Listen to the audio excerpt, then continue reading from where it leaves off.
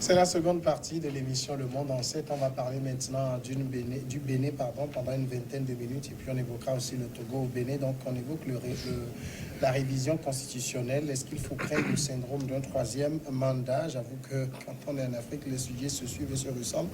L'Assemblée nationale béninoise a adopté une révision de la Constitution qui limite le nombre de mandats présidentiels à 2 et 3, celui des mandats législatifs. L'opposition a dénoncé une révision unilatérale. La loi portant révision de la Constitution, une première depuis 1990, a été votée à l'unanimité des 83 députés à l'Assemblée. Une quarantaine d'articles ont été modifiés en un temps record par les parlementaires qui avaient indiqué leur volonté de voter la révision rapidement. La Constitution garde inchangée la limitation à 2 du nombre de mandats présidentiels, mais indique que, et c'est important, le président de la République ne peut faire plus de 2 mandats dans sa vie.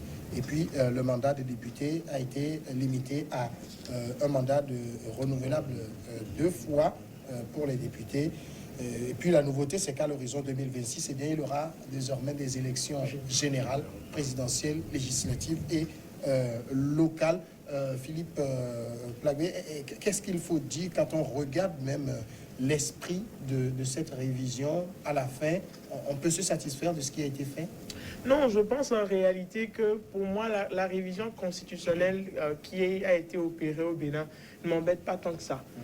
C'est-à-dire qu'à un moment donné, Talon, il avait essayé de le faire dans les 2 premières années de son mandat. Ça n'a jamais marché avec la constitution du Parlement. Maintenant, il a réussi à le faire et on s'est rendu compte finalement, bon, peut-être vous me taquinerez pour M. Condé, on s'est rendu compte que même il est allé plus loin et il a posé un verrou qui l'empêcherait lui-même en tant que président de faire plus de 2 mandats au cours de sa vie, sauf s'il ressuscitait ou il se réincarnait. Mais je pense en réalité les 2 faits qu'il faut reprocher à ce processus de révision, c'est ce qu'on appellerait l'unilatéralisme de cette révision. Parce qu'on a l'impression qu'on a tout fait lors des élections législatives passées pour se débarrasser de l'opposition. Franchement, la vraie opposition, on l'a sortie du Parlement et on était ensemble entre nous et on a fait les modifications. Donc, il n'y a pas vraiment eu de consensus autour de cette modification qui a été opérée pour qu'enfin le peuple béninois puisse dire que dans son ensemble, ils étaient d'accord avec cette façon de procéder. Peut-être que le peuple béninois aurait choisi de ne jamais dire qu'on ne peut pas faire plus de 2 mandats dans sa vie. Peut-être que le peuple béninois aurait dit on n'a pas besoin de ça. Et en seconde position, c'est quand même le nombre de modifications qui a été évacué lors de cette révision qui est assez impressionnant. Et le fait que, comme vous le soulignez tout à l'heure, les députés ont même souhaité que ça se fasse comme ça le plus rapidement possible. Et je pense que c'est le fruit d'un dialogue qui a été fait, qui n'a pas été totalement inclusif. Ça, il faut le reconnaître, mais un dialogue qui a été fait et où on était d'accord sur le fait que plusieurs textes vont être adoptés ou révisés, à commencer par, ou bien dans le parcours, la Constitution. Mais là où moi ça m'embête, et j'espère qu'on va en parler de long en large, ce n'est pas la révision constitutionnelle, c'est la loi d'amnistie qui a été adoptée. Moi en fait, c'est ce sur quoi je veux mettre l'accent le 31 octobre par le Parlement. On va revenir sur ça tout de suite. D'accord. Est-ce que vous avez été aussi impressionné par d'abord la célérité des choses, mais aussi le contenu? Oui, cela c'est impressionnant parce que réviser une quarantaine d'articles dans une constitution dans un laps de temps, c'est vraiment impressionnant. Mais pour me prononcer sur le cas du Bénin, permettez-moi de faire une comparaison. À la différence de Alpha Condé, on voit que Patrice Talon a déjà même dès son installation à la Marina, a déjà parlé de révision constitutionnelle et il a tenté, il a échoué. Il y tenait et aujourd'hui il a fait. Et quand on va au fond des choses, on voit les articles qui ont été modifiés, surtout l'article portant la limitation de mandat. Il a même dit, je crois, il y a 1 ou 2 mois, que si il y aura réforme constitutionnelle, il faut que les Béninois s'assurent, il rassure les Béninois, pardon, que le mandat présidentiel ne souffrira pas de modifications qui lui permettraient de s'éterniser au pouvoir. Que ça, il garantit cela. Moi, déjà, cela m'avait rassuré que oui, ce monsieur veut faire des réformes constitutionnelles, mais pas à son profit, mais au profit du peuple béninois. Vous avez évoqué tout à l'heure que c'est la première fois depuis 90, comme le Bénin est perçu comme un laboratoire de démocratie. C'est vrai, aujourd'hui, la constitution béninoise a besoin de s'adapter aux nouvelles réalités. Et Talon l'a fait.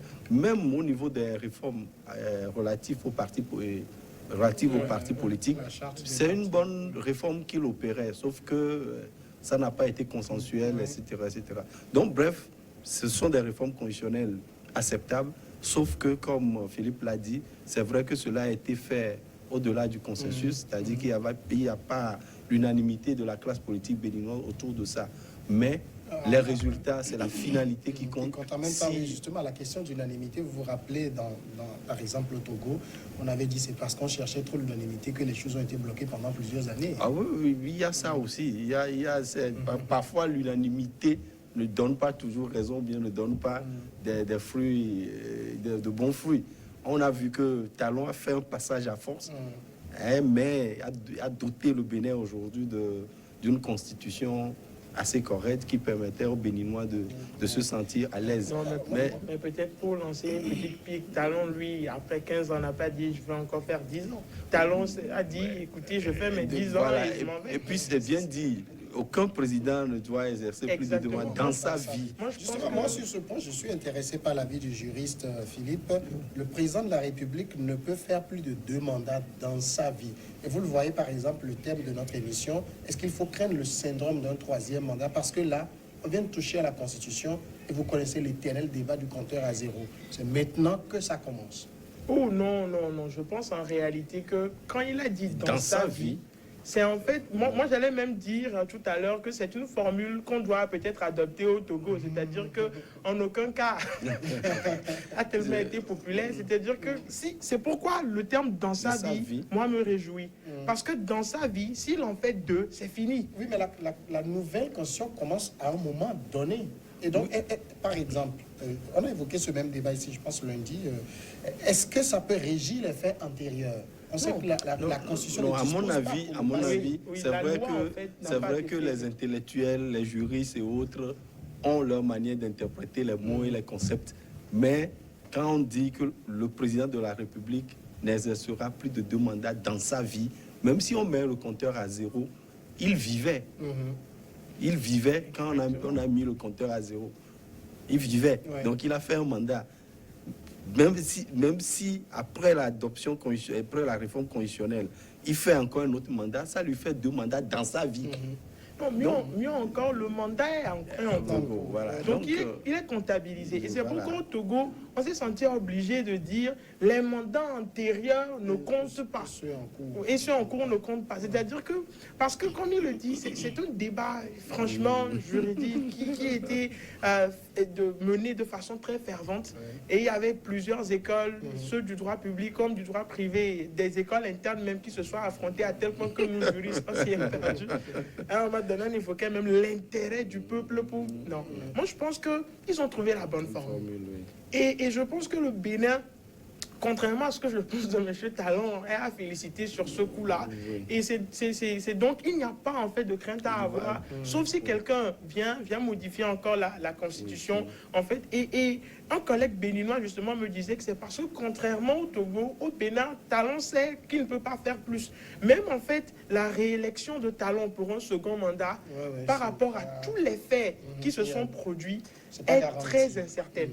Parce que les Béninois ont une telle conscience de leurs droits civils et politiques que même dans les milieux ruraux, avec tout ce qu'il a fait comme déguerpissement, avec tout ce qu'il a fait comme action sociale, parce qu'il s'est beaucoup comporté comme un homme d'affaires, où il s'est réservé la part du lion, c'était la part du lion, écarter ses adversaires politiques directs pour lui-même se garantir une certaine...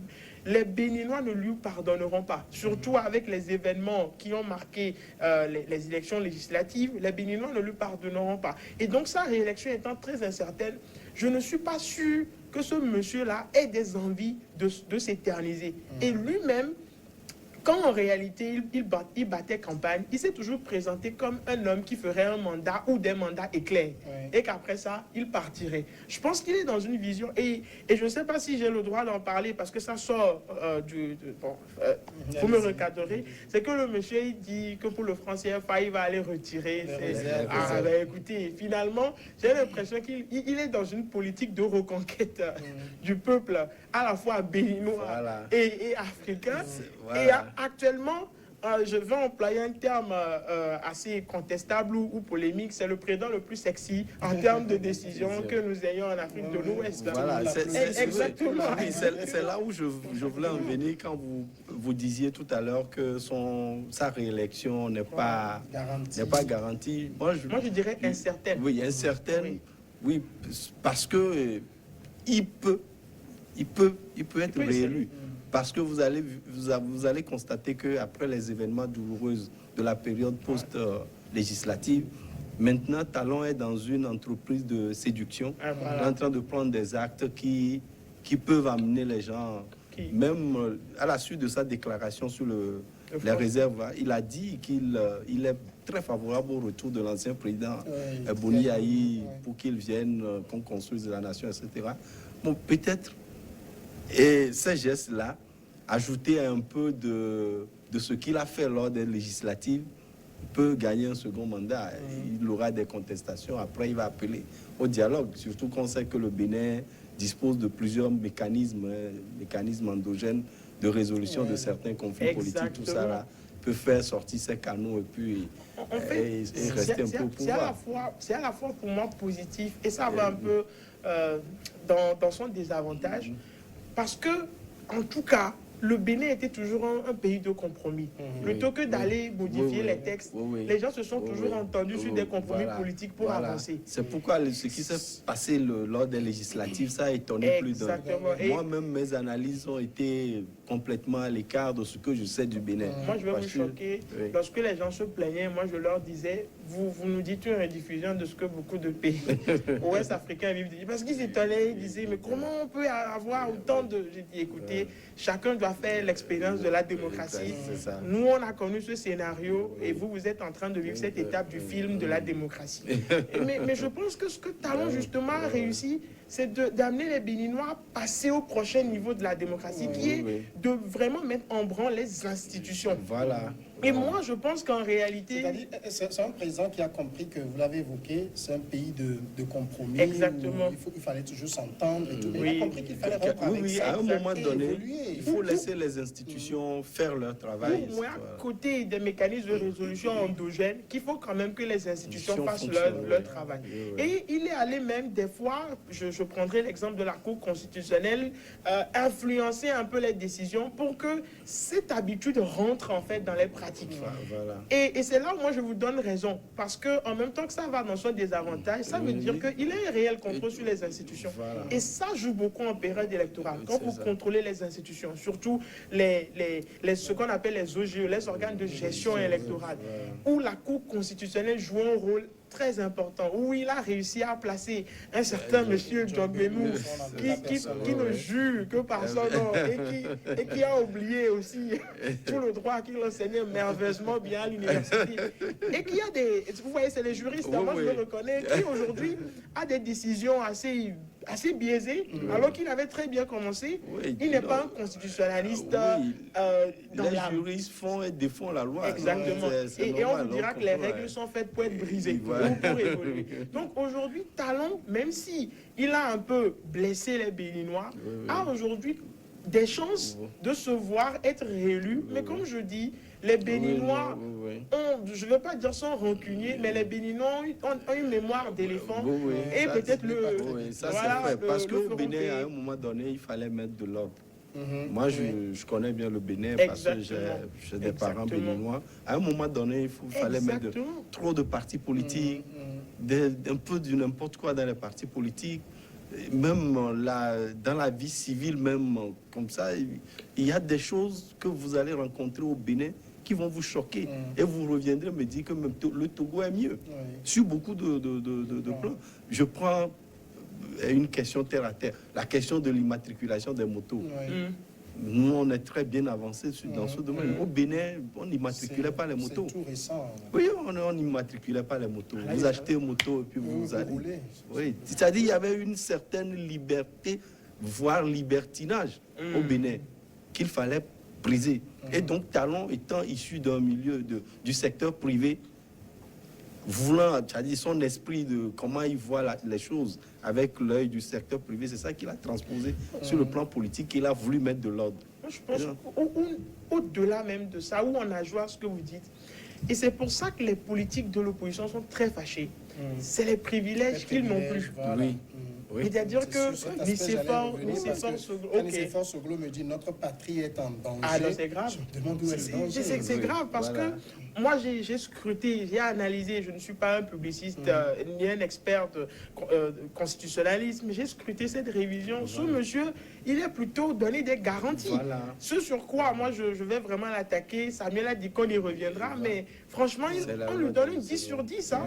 Et donc, la formule qu'emploie M. Soglo, avec tout le respect que je lui dois, je ne risque pas d'embêter une telle institution, elle est trop grave. Elle est en fait outre mesure par rapport à la situation qu'il a. Il a fait ce qu'il devait faire. Il a simplement retiré les avantages à un certain nombre d'institutions justement politiques, en fait, qui sont incarnées par des personnes.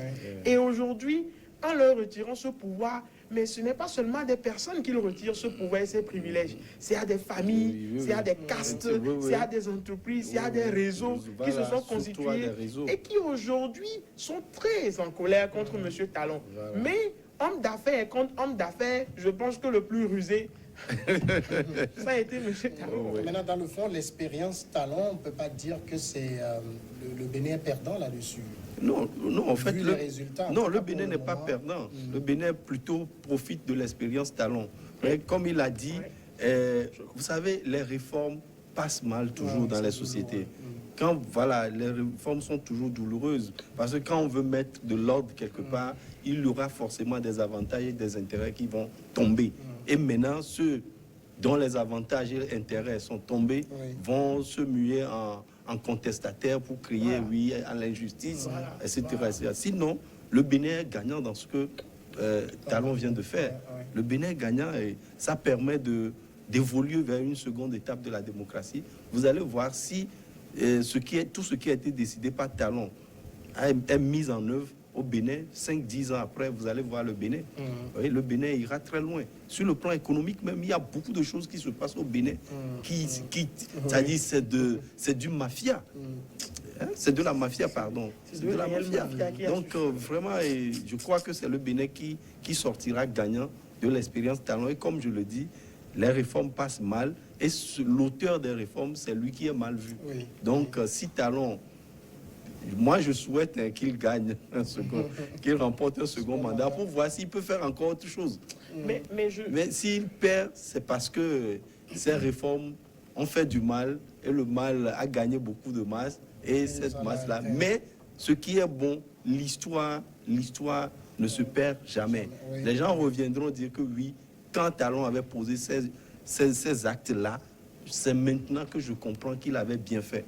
C'est ça l'histoire. Maintenant, il y a aussi un autre pan des réformes qui ont été faites, c'est la loi d'amnistie. Et ça, apparemment... Les droits de l'homme.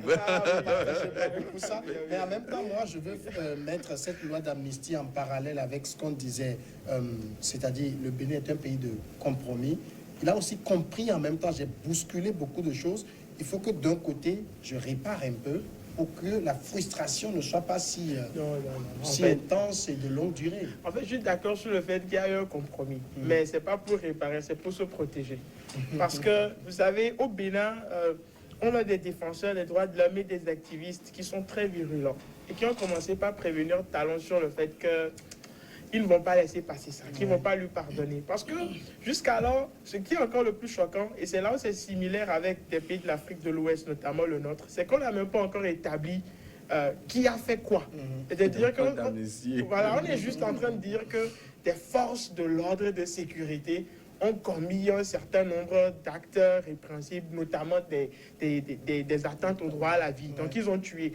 Et à un moment donné, on vote une loi d'amnistie. Et c'est là où moi, je vous dis que cette formule, elle est grave. Parce que cette loi d'amnistie permet de mettre fin à une procédure judiciaire à l'encontre de M. Boni. Boni qui est dans le cercle des politiques aujourd'hui qui ne sont pas très favorables à Talon. Donc, il essaie de faire passer ça, en fait, comme je veux, en fait, faire un compromis. Mais c'est lui qui se protège. Et malheureusement, c'est le droit à la justice qui est toujours systématiquement violé dans nos pays, parce qu'il y a au moins une dizaine de morts dans cette affaire d'élection législative, une dizaine de morts dont les auteurs ne seront jamais connus, dont les familles n'auront jamais justice. Donc, réparation, c'est-à-dire que tant qu'on n'a pas un auteur, qu'on amène devant un tribunal qui est condamné, comment parler d'un droit à la réparation? Il y a aussi la réelle politique. Oui, c'est là où moi je veux en venir.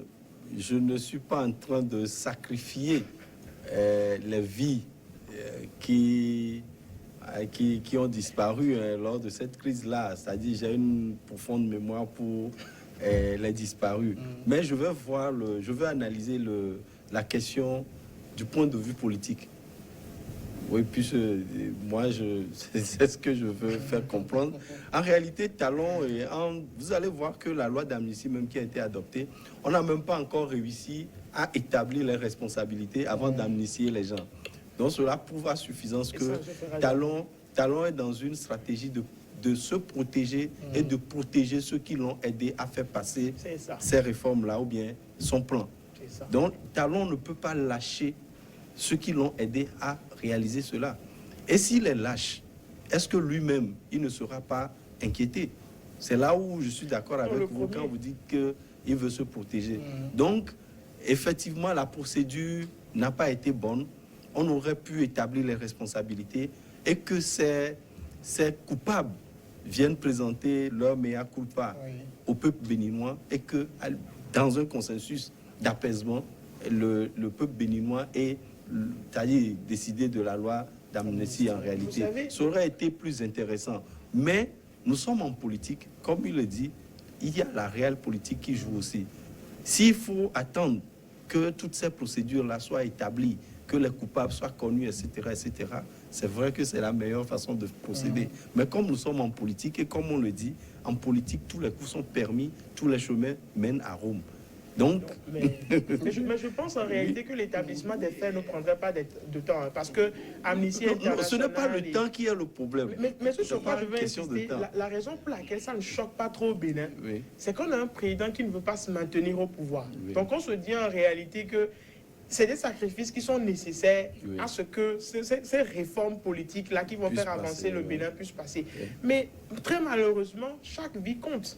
Et comme vous êtes en train de le dire, moi j'aurais préféré un processus à la sud-africaine. Ça, c'est le défenseur des droits de l'homme qui parle. Non, mais écoutez, jamais je n'ai ôté cette cape et je tiens à le soutenir parce que le problème, c'est qu'en Afrique, il y a cette tentation de la généralisation. Et malheureusement, comme je vous le dis, là où on a commencé par évoquer les lois d'amnistie très souvent pour faire passer ce type d'argument pour l'apaisement politique, c'est vraiment en Amérique du Sud où on avait le Chili et compagnie. Mais c'était vraiment pour inciter le dictateur qu'on voulait chasser à partir. Et tenez-vous bien, après, soit la Cour constitutionnelle de ce pays, soit les cours internationales invalidaient cette loi d'amnistie, non pas nécessairement pour qu'on traduise ces gens en justice, mais pour qu'il y ait eu un processus d'établissement des faits et de réparation des victimes. Moi, ce qui m'embête au Bénin, c'est pas que Talon aille devant le tribunal. C'est-à-dire que même la façon de détenir les présidents, ils ont un certain privilège. Hein. Même à la CPI, je ne suis pas sûr que ce soit vraiment une prison. Ce qui embête, c'est de ne plus pouvoir participer à la vie politique et d'être reclus entre quatre murs. Mais les victimes, il faut qu'on sache en réalité qui a fait quoi et qu'après, qu'on s'assure qu'il y ait des réparations. Donc, il n'y aura pas ça. Le problème, c'est que quand on continue pas à construire sur l'argument politique de l'apaisement, il y a un groupe de mécontents qui finissent par transmettre ce mécontentement de génération en génération et mettre en péril, en fait, cette réconciliation, ce vivre ensemble. Et c'est toujours ce qu'il faut éviter. On va changer maintenant de sujet, on va écouer le dernier, c'est le Togo. Écoutez. Électoral consacre le vote de la diaspora. Le L'Assemblée confrère nationale togolaise a voté le mardi dernier, adopté la modification de la loi électorale permettant ainsi aux Togolais vivant à l'étranger de pouvoir voter si l'Union des forces de changement et son allié, l'Union pour la République, ont voté cette loi. Du côté de l'opposition parlementaire, elle s'est plutôt gardée de s'exprimer. UNIR parle qu'il était important de procéder donc sur un léger aménagement du code électoral pour consacrer définitivement et de façon pratique cette nouvelle avancée. Du côté de l'opposition parlementaire, c'est Djeri Komandegatama, dont le groupe parlementaire s'est abstenu, qui estime que nous pensons qu'il aurait été plus intéressant d'assouplir, ne serait-ce pour cette première opération, les conditions de vote de la diaspora. Docteur Payet, est-ce que vous pensez que sur justement le vote de la diaspora, il faut simplement retenir que la diaspora togolaise peut voter, ou bien regarder aussi les conditions qu'on juge un peu trop corsées? Bien, et avant de me prononcer là-dessus, je voudrais tout d'abord rappeler que la question du vote de la diaspora a été toujours polémique depuis même la conférence nationale. Ce n'est pas un sujet nouveau. Et le sujet a rebondi en 2017 à la faveur des événements que le pays a connus. Et Dieu merci, aujourd'hui, le Parlement togolais a adopté cette révision du code électoral qui inclut ou bien qui prend en compte la diaspora. Alors, vu le poids de la diaspora togolaise et partout ailleurs en Afrique, parce que les diasporas contribuent beaucoup au développement économique de nos pays, donc il est impérieux que cette diaspora-là ait un œil dans ce qui se fait dans la gouvernance du pays en se prononçant sur le choix des dirigeants. Donc, je crois que c'est une très bonne politique, c'est une très bonne décision de s'intéresser au vote de la diaspora aujourd'hui, et ça devient un droit acquis. Maintenant, ce n'est pas seulement sur le plan formel qu'il faut applaudir cette décision. Maintenant, dans quelles conditions la diaspora va voter? Et c'est ce que M. Djeri Tama a évoqué en disant qu'on aurait pu assouplir les conditions, parce que j'ai jeté un coup d'œil sur les conditions. On parle de passeport, carte d'identité, carte consulaire, etc. Et surtout, de ma position de diplomate, d'ancien diplomate que je suis, j'ai remarqué auparavant, quand moi j'allais en mission dans les pays étrangers, j'ai remarqué que la majorité des Togolais ne s'enregistrent pas dans les pays d'accueil. Ça fait qu'on ne connaît pas exactement quel Togolais vit où. Les gens arrivent en Allemagne, ils se débrouillent, ils trouvent quelques euros, ils envoient au pays, c'est tout. Ils ne vont pas à l'ambassade pour s'enregistrer. Donc, tout ce monde-là va voter. Va voter comment? Et surtout, quand on me parle de vote de la diaspora, j'évoque souvent cette réalité-là, que tout ce qui est dans la rue en Allemagne, aux États-Unis, un peu partout, pour protester, réclamer le vote de la diaspora, quand on va adopter cette décision sur 5 Togolais vivant en Allemagne, à peine on aura, excusez-moi, je vais faire un peu de pagaille, je ne vais pas dire à peine demi, bénéficiera de cette loi-là. Moi, c'est ça qui me choque. Il faut que les Togolais commencent à avoir ce comportement-là d'aller vers les consulats, d'aller vers les ambassades pour s'enregistrer, pour effectivement profiter de cette nouvelle disposition. Maintenant, les conditions sont, à mon avis, un peu corsées. Ça, on va le dire, parce que posséder tous ces éléments pour pouvoir voter, c'est quand même un peu difficile pour des gens qui vivent à l'extérieur. Donc, il faudrait vraiment un assouplissement de ces conditions-là. Le vote, c'est un premier pas. Les autres pas vont suivre. Philippe Labbé, vous êtes du même avis? Non, totalement. Moi, je pense en réalité que, au lieu de revenir sur ce que le docteur vient de dire, moi, je préfère continuer. C'est de dire que la diaspora, aujourd'hui, elle est incertaine. C'est-à-dire qu'elle n'est pas contrôlable par le pouvoir politique.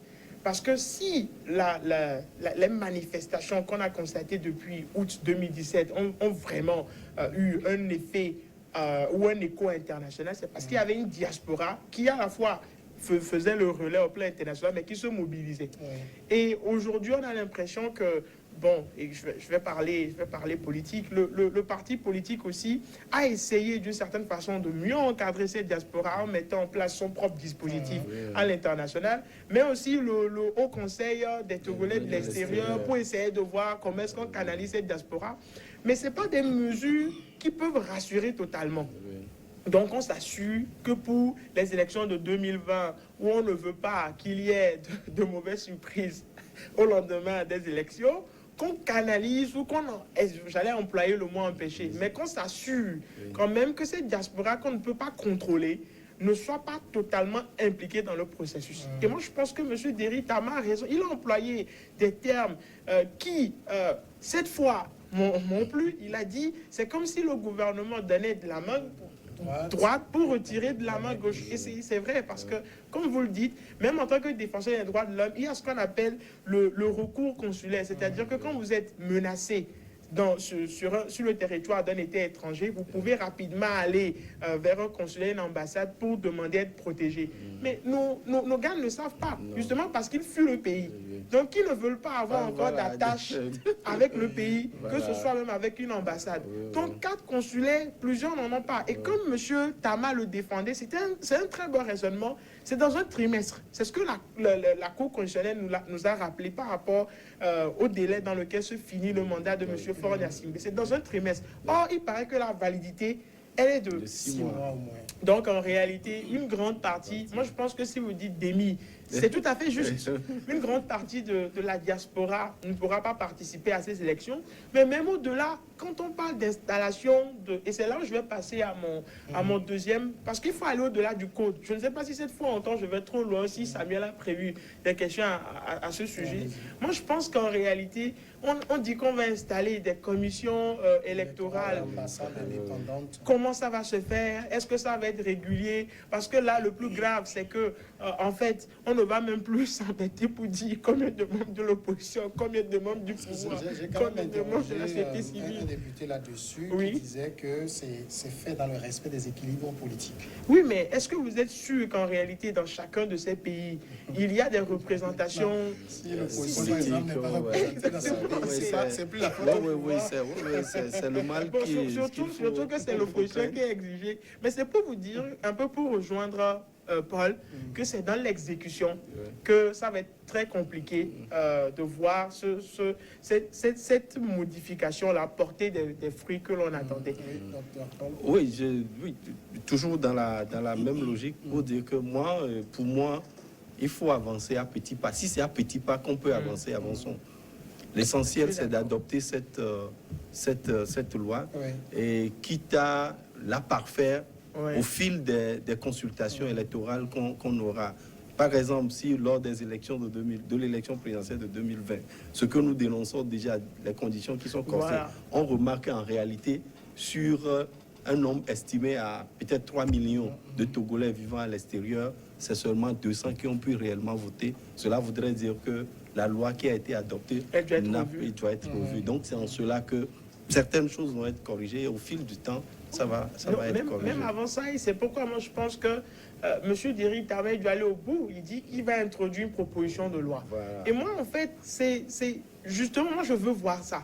Parce que non seulement ça va être une très bonne initiative, mais ça va nous permettre de savoir quand cette fois c'est l'opposition qui a introduit quelque chose, est-ce que c'est considéré?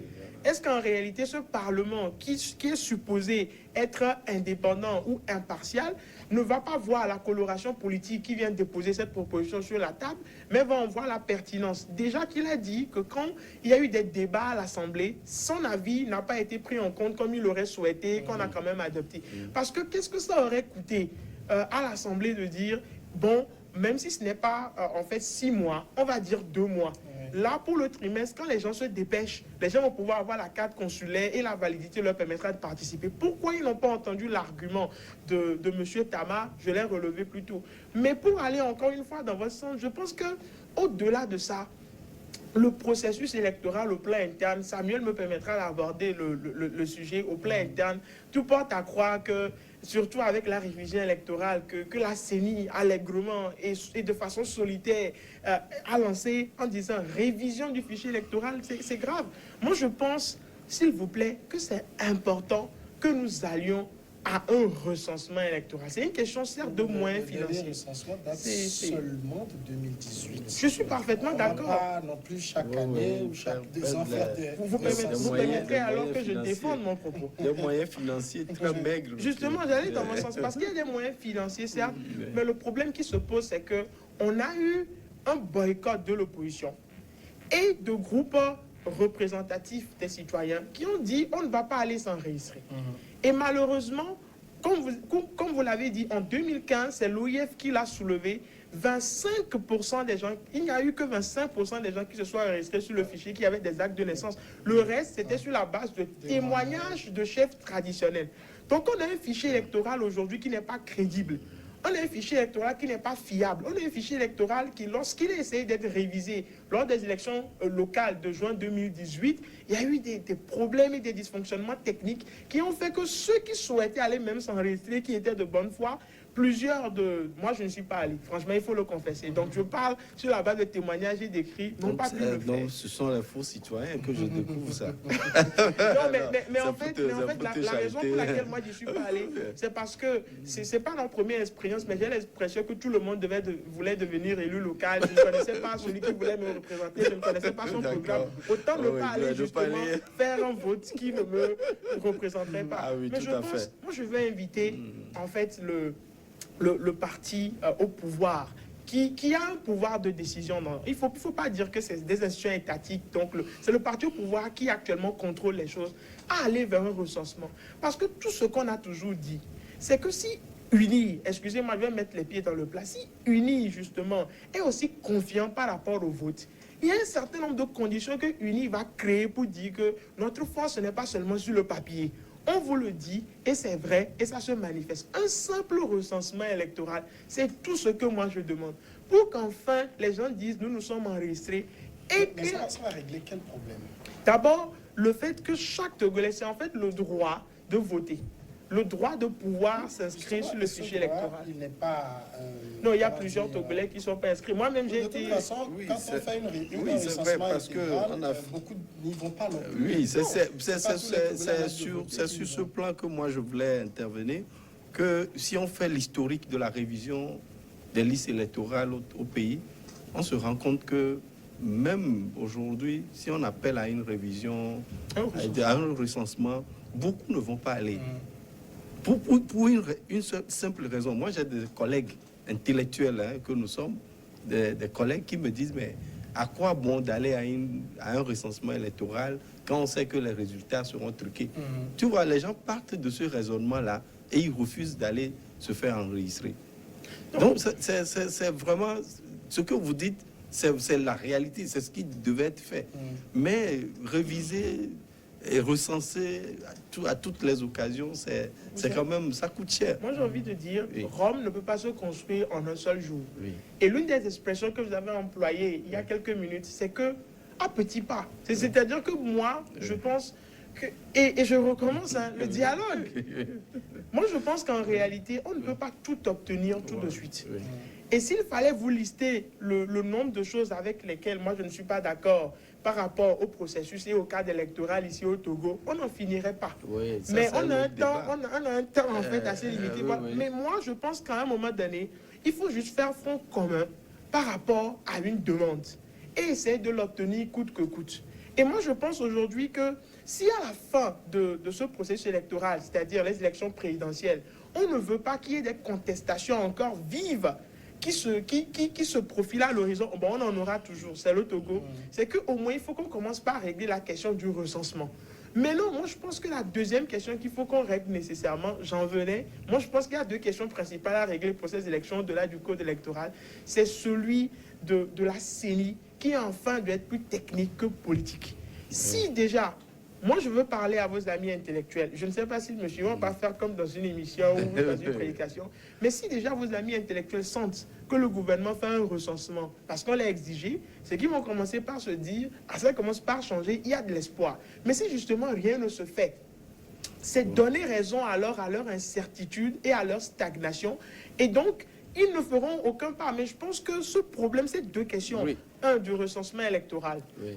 Deux, de la technicité de la CENI au lieu de sa politisation. Si au moins ces deux choses sont accordées, moi je pense qu'en réalité, quels que soient les résultats à la fin, beaucoup Mais auront... à l'heure actuelle, vous Oui.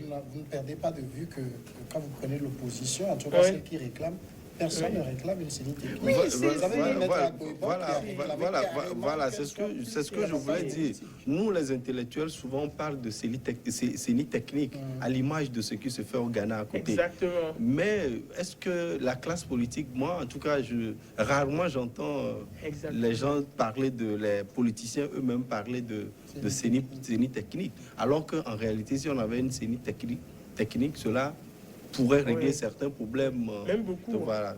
Et puis, je veux revenir également sur la révision, ou bien Le recensement. le recensement. Bon, vous avez dit, il vaut mieux avancer à petits pas si c'est cette possibilité qui s'offre à nous. Si le gouvernement pense que faire un recensement général de la population serait coûteux en termes de temps, en termes de moyens financiers, et que ce gouvernement préfère plutôt procéder à une révision électorale, à la révision des listes électorales, je crois que ce sont les petits pas qui sont posés là, quitte à attendre que peut-être plus tard, on pense à un recensement général pour corriger les choses, Je etc. vais revenir sur la préoccupation de Samuel, mais juste rebondir. Moi, je pense que l'argument économique, c'est un argument politique. Parce que vous savez, pendant tellement d'années, on nous a par exemple dit, je vais extrapoler, que la raison pour laquelle on n'adopte pas la loi portant code de l'organisation judiciaire, c'est parce que franchement, par rapport au budget, aux contraintes, par rapport aux engagements, on n'a pas d'argent. Avec les collègues, on analysait la mise en œuvre de cette loi. Et on s'est dit, franchement, selon nous, il faut qu'on commence par faire un vrai monitoring. Parce qu'on a l'impression que c'est dans 5 ans que les infrastructures vont se mettre en place, que les juges qui ont été, les élèves juges qui ont été recrutés récemment, ils vont avoir au minimum 2 ans de formation. Donc avant que cette loi ne prenne corps dans les faits, ça va prendre du temps. Donc en réalité, l'argument économique, c'est toujours l'un des arguments favoris que le pouvoir utilise le plus souvent. En seconde position, c'est vrai qu'il y a un délai dans lequel se finit le mandat de M. Faure Gnassingbé. Mais moi, j'ai toujours été impressionné par la vitesse avec laquelle on conduisait le processus, comme si elle déterminait en fait la destinée du Togo ou les vies des Togolais. Moi, je pense qu'en réalité, prendre le temps de faire les choses bien est mieux que de se précipiter et le faire mal. Oui, mais il y a le calendrier. Oui, il y a Je suis voilà, c'est parfaitement ce que je d'accord. veux dire. On a discuté de la Guinée on a discuté de la Guinée en début d'émission. Et en principe, je ne sais pas si j'ai bonne mémoire, mais depuis janvier ou février, les députés guinéens devaient quitter l'Assemblée nationale. Mais ils sont en train d'aller de report en report, parce que si on ne fait pas attention, l'opposition dit on ne veut plus pratiquer la politique de la chaise vide. Certains opposants disent nous on veut partir.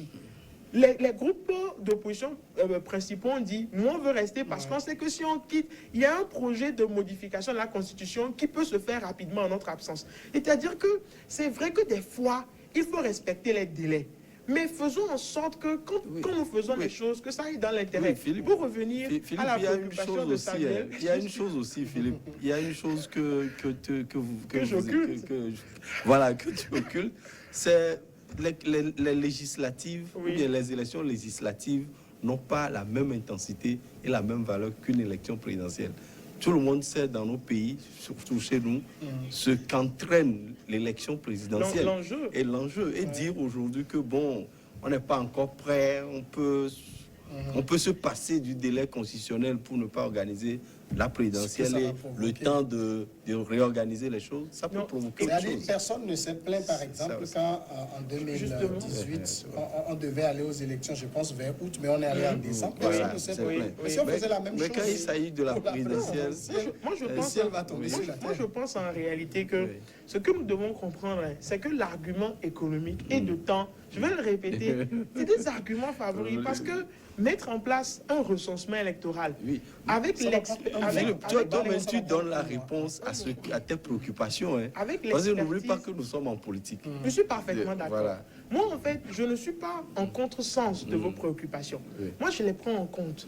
Mais nous sommes tous d'accord, en fait, sur ce plateau, que pour avoir un cadre électoral équitable, qui à la fin permettra de désigner le président que les Togolais veulent il faut qu'on règle un certain nombre de questions importantes. Des questions qui sont en suspens depuis des décennies.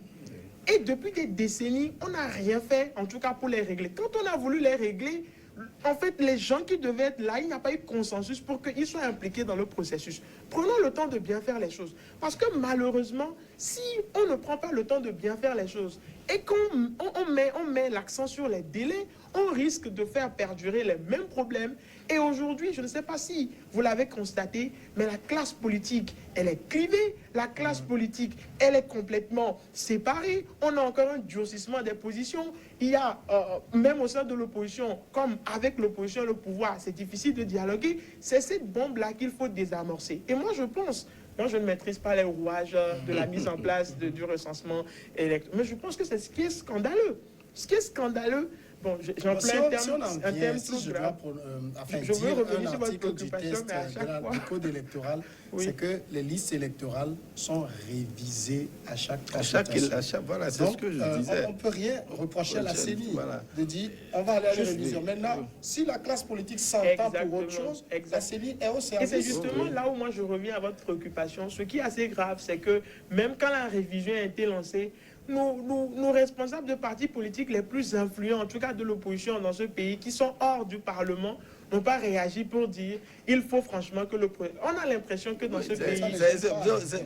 Tu vois que Philippe, tu me rejoins. Non, moi je pense que ce n'est pas une question de gêne. Moi je pense qu'en réalité, quand on passe un long moment à dire la même chose, quand on passe un long moment à se mobiliser, quand on passe un long moment à ne pas avoir gain de cause, et puis c'est ce qui s'est passé après que les mobilisations populaires n'aient pas porté le fruit, à ce qu'on vous accuse de l'échec qu'il y a eu, on évite cette fois-ci de monter au créneau tout le temps. Et moi je pense qu'en réalité, la technicité de la CENI, c'est un impératif. Oui, c'est vrai, je partage en partie les préoccupations de Philippe. Au moins. Mais en partie, au moins, oui. Je suis d'accord qu'il faut une CENI technique, qu'il faut faire le recensement électoral pour désamorcer les bombes, comme lui-même il a dit, pour éviter les scénarios que nous connaissons après ou bien pendant la période post-électorale chez nous, surtout lorsqu'il s'agit de l'élection présidentielle. Mais soyons réalistes, si on peut, à chaque fois qu'on fait qu'il y a des consultations populaires, je crois on fait une révision du fichier électoral et cela permet de prendre en compte ceux qui ont atteint la majorité, de corriger ces listes-là pour expurger les décès et autres. Mais le problème, revient à notre classe politique. Lorsqu'il s'agit de réviser ces fichiers électoraux-là, qu'est-ce que les hommes politiques font à l'endroit de leurs militants? Moi, j'ai remarqué qu'au Togo, il y a une absence chronique d'éducation de la base. Les militants ne sont pas éduqués. Combien ont appelé leurs militants lors des révisions? Allez vous faire recenser. Allez vous faire recenser. Mais lorsqu'il s'agit d'appeler cette base, contestons dans la rue, on est prêt à le faire. Mais le pouvoir, la conquête du pouvoir, c'est pas seulement dans la rue. La conquête du pouvoir, c'est une stratégie qui permet à la fois d'aller dialoguer, et d'autres fois de faire pression. Merci beaucoup, Dr Paul Kofi Payé, historien, universitaire et ancien diplomate. Philippe Plagué, merci. Vous êtes merci beaucoup à vous. Au Centre de documentation et de formation sur les droits de l'homme. Merci à vous aussi d'avoir suivi Le Monde en 7 de ce jour.